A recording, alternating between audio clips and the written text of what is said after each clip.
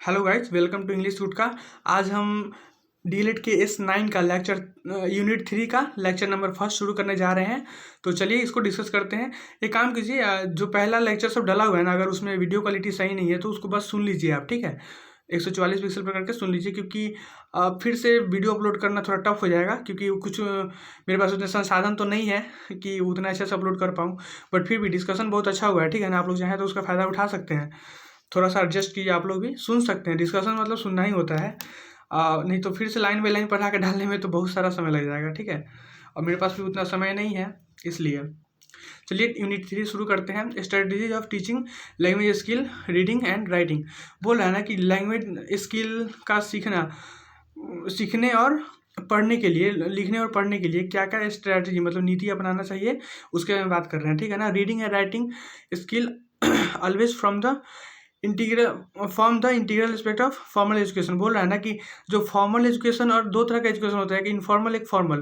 तो इनफॉर्मल होता है ना, जो हम बाहरी ज्ञान लेते हैं उसको इनफॉर्मल बोलते हैं। फॉर्मल होता है जो हम स्कूल में लेते हैं उसको बोलते हैं।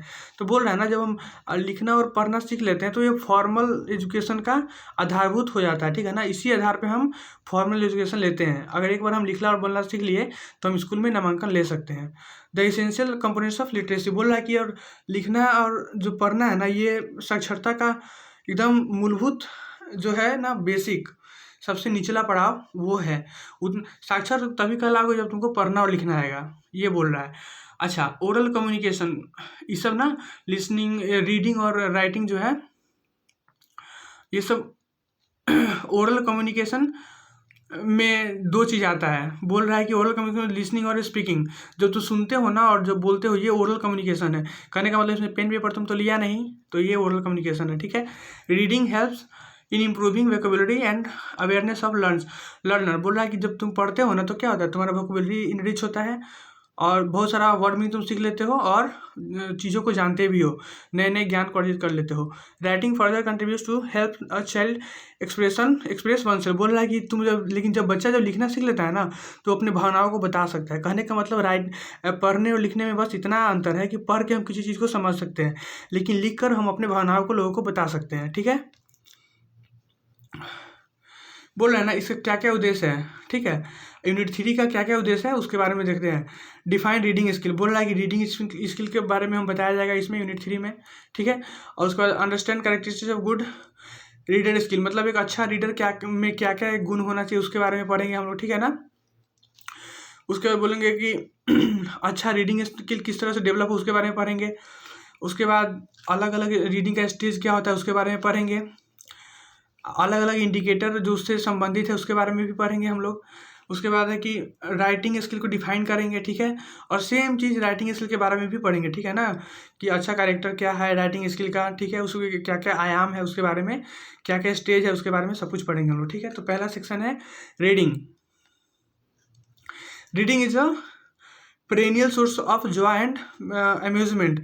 बोल रहा है ना कि पढ़ना क्या है, एक सोर्स है अम्यूजमेंट और जॉय का। मतलब एक पढ़ के हम ना, मतलब खुशी की अनुभूति करते हैं। जैसे मान लो कि कोई हमसे बात नहीं कर रहा है, कोई अकेले है, तो हम पढ़ के भी एक, जैसे होता है ना कि हम लोग क्या करते हैं, किताब पढ़ के खुश हो जाते हैं, कॉमिक्स का बुक पढ़ते हैं तो अच्छा लगता है। तो एक खुशी का भी कारण है रीडिंग, पढ़ना। तो अगला है receive information. Reading develop our brain and polish our understanding by providing a window in world around us, help the students to do better in all school subject। बोल रहा है जब हम पढ़ना सीख लेता है ना बच्चा, तो क्या होता है, वो खुद से भी पढ़ के बहुत कुछ सीख लेता है और उसका दिमाग तेज हो जाता है, दिमाग पॉलिश हो जाता है। जैसे जूता चमकाते हैं ना पॉलिश करके, वैसे ही जब पढ़ना सीख जाता है बच्चा तो उसका दिमाग चमकता है, ठीक है। कहने का मतलब उसका दिमाग शार्प हो जाता है और वो अपने स्कूल में के हर सब्जेक्ट में अच्छा कर लेता है, क्योंकि जब पढ़ना जान जाएगा तो अगर टीचर उसको नहीं भी पढ़ा रहा है फिर भी वो जाके खुद से भी पढ़ सकता है, ठीक है। Without understanding the act of recognising and pronouncing word does not qualify to be an act of reading. बोल रहा है ना कि जब तक हम नहीं समझेंगे ना कि प्रोनाउंसिएशन क्या है, तब तक जैसे कैसे कैसे पढ़ना है, क्या करना है, कैसे प्रोनाउंसिएशन करना है, अगर इसको नहीं जानेंगे तब तक ये एक अच्छा पढ़ने का तरीका सही नहीं माना जाएगा। अब पढ़ने में क्या क्या चीज़ें शामिल होती है उसके बारे में कहा गया है कि क्वेश्चन पूछ सकते हैं और क्वेश्चन आंसर के माध्यम से भी हम पढ़ाई कर सकते हैं। जैसे कुछ पूछ लिया, कुछ का आंसर दे दिया, तो ये भी एक पढ़ने का तरीका है, ठीक है। उसके बाद इससे होता क्या है, पढ़ने से स्टूडेंट का नॉलेज बढ़ता है, ठीक है ना, वो नई नई चीज़ों को सीखता है और खुद के अंदर स्किल भी, जैसे वो पढ़ना शुरू करेगा तो क्या होगा, धीरे धीरे वो ये समझ जाएगा कहाँ पे स्ट्रेस देना है, कहाँ पे पढ़ना है, कहाँ पे रुकना है, ये सब वो सीख जाएगा धीरे धीरे, ठीक है ना। तो एक अच्छा रीडर भी बन सकता है, ठीक है ना। फोनोग्राफी क्या होता है, एक टर्म है फोनोग्राफी। फोनोग्राफी का मतलब होता है ना ability to provide correct sounds and context to the right written symbol. बोल रहा है ना कि जो चीज़ लिखा हुआ है ना उसको करेक्ट सिंबल दे दे, पहचान दे के हम पढ़ें। जैसे मान लो कि अगर लिखा हुआ है जैसे व्हाट इज़ योर नेम, तो हम पूछ सकते हैं ना, नॉर्मल बात है भाई तुम्हारा नाम क्या है, तो भाई तुम्हारा नाम क्या है। लेकिन बोलेंगे ना कि आई एम स्ट्रांग, मैं मजबूत हूँ, ठीक है, तो थोड़ा सा मजबूत में जोर देना पड़ता है, क्योंकि स्ट्रांग का मतलब होता है थोड़ा सा एकदम सीना फैला के बोलना, ठीक है ना। तो ये सब चीज़ फोनोग्राफिक में आता है कि जैसा लिखा हुआ है जिस कंटेक्स्ट में, उसमें वैसा भाषा का यूज़ करना, वो उतना जोर से लाउडनेस में बोलना, उसमें एक्सप्रेशन डाल देना, यही होता है फोनोग्राफिक। अब इसमें होता क्या है, एक अच्छा लर्नर अपने थॉट को एक्सप्रेस कर सकता है, इम्प्रूव अवेयरनेस कर सकता है, ठीक है ना, वोकैबुलरी सीख सकता है, ग्रामेटिकल यूजेज भी कर सकता है। अच्छा, लाउड रीडिंग में क्या फ़ायदा है, जोर जोर से बोल के पढ़ने में होता क्या है, प्रोनाउंसिएशन सही होता है, स्ट्रेस रिदम, कहाँ पे स्ट्रेस देना है और रिदम मेंटेन करते हैं सब, ठीक है ना। तो ये लाउड लाउड रीडिंग का इसका मतलब होता है, जैसे मान लो हम ये पढ़ के दिखा रहे हैं, ठीक है ना, जैसे नॉर्मल बात है ये, वंस अपॉन ए टाइम, एक बार की बात है, there was a big tiger, एक बहुत बड़ा शेर था, ठीक है, ही वॉज वेरी स्ट्रॉन्ग, वो बहुत मजबूत था। He said to the rabbit, उसने खरगोश से कहा, हे रैबिट, ओए खरगोश भाई, वेयर आर यू गोइंग, कहाँ जा रहे हो तुम, केम हेयर, यहाँ आओ, आई एम हंग्री, मैं भूखा हूँ, I want to eat you, मैं तुम्हें खाना चाहता हूँ। बस ऐसे पढ़ा जाता है ये सब, ठीक है ना। कहने का मतलब कि जहाँ क्वेश्चन मार्क है वहाँ पे ध्यान दीजिए थोड़ा सा, कहाँ पे जोड़ देना है, कहाँ पे नहीं देना है, इस सब पर ध्यान देना चाहिए। और साइलेंट रीडिंग क्या होता है, साइलेंट रीडिंग होता है ना, जब बच्चा मन में पढ़ के ना कोई चीज़ सीखता है, उसको साइलेंट रीडिंग बोलते हैं, ठीक है। इससे होता क्या है, बेसिकली हमको इन्फॉर्मेशन गेन होता है। जैसे मान लो कि साइलेंट रीडिंग का मतलब ये, तो मन में पढ़ना, इसका मतलब ये है कि हम किसी को सुनाना नहीं चाहते हैं, ठीक है। तो मन में आदमी कब पढ़ता है, जब कोई इन्फॉर्मेशन खुद से ग्रहण करना है तब पढ़ता है, ठीक है। तो इसमें दो तरह की साइलेंट रीडिंग होती है, ठीक है ना। Intensive reading, extensive reading. देखो इंटेंसिव होता है ना एकदम अच्छे से मेहनत करके, ठीक है ना, कि जब स्पेशल टर्म को जानेंगे, वोकैबुलरी, ग्रामर, मतलब सब कुछ एकदम डिटेल में पढ़ रहे हैं ना, उसको इंटेंसिव बोलते हैं। और एक्सटेंसिव का मतलब होता है ना कि मतलब बस ऊपर ऊपर पढ़ते जा रहे हैं, नॉर्मल जो बस पढ़ रहे हैं इसे खुशी के लिए, ठीक है ना, कोई उससे मतलब नहीं है कि उसमें क्या ग्रामर है नहीं है, क्या कह रहा है नहीं कर रहा है, बस ऐसे नॉर्मल पढ़ रहे हैं कि पढ़ने में अच्छा लग रहा है तो पढ़ रहे हैं बस, ठीक है। यही होता है एक्सटेंसिव रीडिंग। और इंटेंसिव रीडिंग होता है कि बहुत गहन अध्ययन करना, इंटेंसिव मतलब। चलिए, तो यहाँ पे यही बताया गया है। इंटेंसिव का मतलब होता है डिटेल में रीडिंग करता है, और यहाँ एक्सटेंसिव रीडिंग है। एक्सटेंसिव रीडिंग का मतलब होता है ना बस ऐसे जॉय के लिए, खुशी के लिए, फॉर फन के लिए पढ़ते हैं हम लोग, ठीक है ना, खुशी के लिए। यहाँ पे एक्सटेंसिव इंटेंसिव का वही चीज़ दिया हुआ है, आप लोग पढ़ लीजिएगा। अच्छा, एक दो चीज़ है, स्कीमिंग और स्कैनिंग। स्कैनिंग ना ये सब आता है डीएलएड में, इंट्रेंस में, डायरेक्ट इंट्रेंस में नहीं, डायरेक्ट एग्जाम में पूछता है ये दोनों क्वेश्चन, ठीक है ना। तो ध्यान से समझिए। स्कीमिंग का मतलब होता है ना, skim to make quick glance, बोलता है कि जब चीज़ कोई तुमको देखना है ना बहुत ऊपर ऊपर झापर, ऐसे ऊपर झापर समझो। स्कीमिंग का मतलब होता है कि ऊपर झापर, जनरल ओवरव्यू, ठीक है, ऊपर से देख लिए, ज़्यादा डिटेल में नहीं पढ़े, तो उसको बोलते हैं स्कीमिंग, ठीक है। जैसे वर्ड व्यू, जैसे मानते हो ना आकाश में पक्षी उड़ता रहता है, क्या होता है, सब जगह थोड़ा थोड़ा ध्यान देता है, ठीक है। तो उस वैसा वाला ध्यान तुमको देना है जब पढ़ोगे, तो इसको स्कीमिंग बोलते हैं, ठीक है। लेकिन स्कैनिंग क्या होता है, मान लो कि तुम बिहार के हो, तुमको पेपर में बिहार का न्यूज़ ढूंढना है, ठीक है, तो तुम ना फटाक फटाक देखोगे बिहार कहाँ लिखा हुआ है, ठीक है, जहाँ बिहार मिलेगा वहीं तुम पढ़ना शुरू करोगे, तो इसको स्कैनिंग बोलते हैं, ठीक है। स्कैन करते हो तुम उस समय, ठीक है, सब कुछ नहीं पढ़ते हो, बस जिसको जरूरी है वही पढ़ते हो। स्कीमिंग में क्या होता है कि पढ़ते सब कुछ हो, लेकिन ऐसे ही नॉर्मल नॉर्मल तरीके से, बहुत ध्यान से नहीं पढ़ते हो। स्कीमिंग स्कैनिंग में बेसिक बेसिक डिफरेंस है, आप लोग पढ़ लीजिएगा, कोई खास चीज़ नहीं है, वो सब हम ऊपर बता ही दिए हैं। स्कीमिंग जल्दी जल्दी पढ़ लेता है रीडर, जो पढ़ने वाला बच्चा है वो जल्दी जल्दी पढ़ लेता है, विदाउट पेइंग क्लोज अटेंशन, मतलब बिना ध्यान दिए हुए अच्छे से वो ऐसे ऐसे ऊपर ऊपर पढ़ लेता है, ठीक है ना। क्विक रीडिंग मेथड, मतलब जल्दी पढ़ने का एक तरीका है, ठीक है।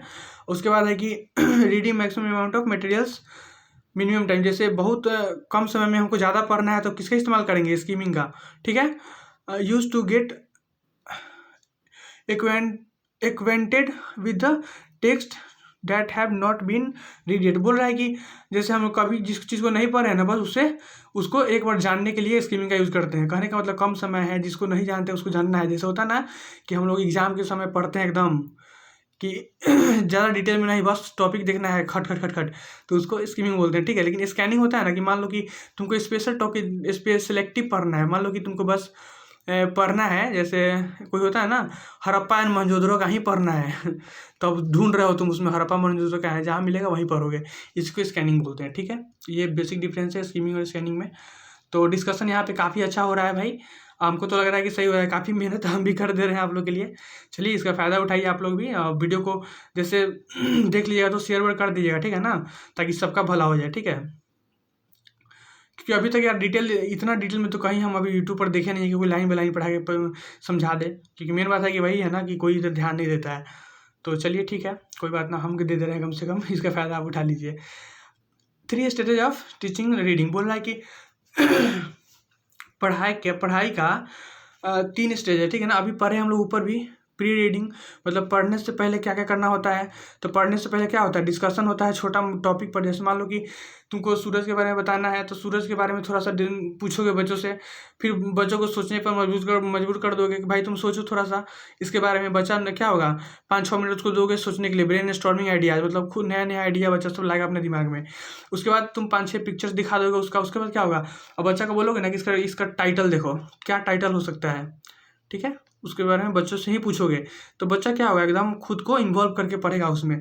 वाई रीडिंग स्टेज, मतलब जब पढ़ते हो तब क्या होता है, फोकस ऑन डिफरेंट एस्पेक्ट्स, मतलब बहुत आयामों पे आपको ध्यान देना पड़ता है, ठीक है ना।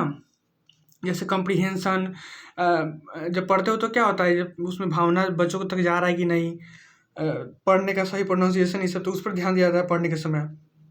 पोस्ट रीडिंग मतलब पढ़ने के बाद क्या होता है, क्रिएटिव राइटिंग। करने का मतलब जब बच्चा पढ़ लेता है तब उसको क्रिएटिव राइटिंग बोले कि अब चलो इस पर कोई अच्छा सा अपना तुमको जो लगता है कहानी बना के बताओ, ठीक है ना। जैसे मान लो कि कछुआ खरगोश का कहानी बता दिए, एक कछुआ का चर्चा कर दिए, खरगोश का चर्चा कर दिए, बोल दिए ना कि जिसके मन में जो आ रहा है कहानी बनाओ सब कछुआ खरगोश से।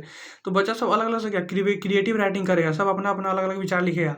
फिर उसके बाद आपस में क्रिएटिव डिस्कशन करवा सकते हो उस टॉपिक पे, ठीक है ना। और सबसे लास्ट में क्विज करवा दो, सबसे बढ़िया तरीका है ये, ठीक है। रीडिंग स्किल क्लासरूम स्ट्रेटजी बोल रहा है, यह ये स्ट्रेटजी है कि क्या क्या क्लास में करना चाहिए रीडिंग स्किल को डेवलप करने के लिए, ठीक है ना। लाउड रीडिंग, जोर से पढ़ने का तरीका है ये, ठीक है। इसमें कुछ है नहीं, बेसिकली ये सब ऐसे ही है। साइलेंट रीडिंग क्या होता है, लाउड रीडिंग होता है जोर से पढ़ना, साइलेंट रीडिंग मन में पढ़ना है, ये सब करना है। तो आज का लेक्चर हम यहीं पे ख़त्म करते हैं, ठीक है, आगे फिर देखेंगे। तो यहाँ पे लेक्चर नंबर यूनिट 3 का लेक्चर 1 ख़त्म होता है, ठीक है। जय हिंद। वीडियो को शेयर कीजिएगा, लाइक कीजिएगा, चैनल को सब्सक्राइब कर लीजिएगा, ताकि आपका डीलेट का एग्जाम अच्छे से निकल पाए।